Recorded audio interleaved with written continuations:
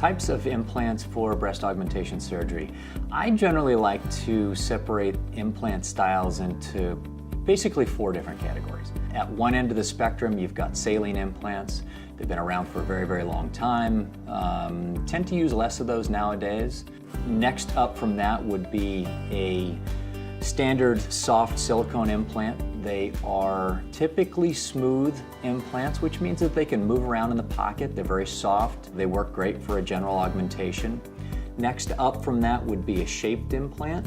Now, shaped implants, by their very nature, need to hold their shape and their position to give the desired results. So they are made more from the Gummy Bear type silicone material. Those implants typically have a texturing on them to hold them into position.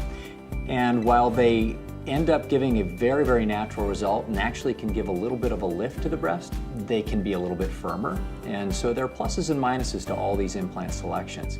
Last on the list would probably be the most recent addition to our spectrum of implants that we can use.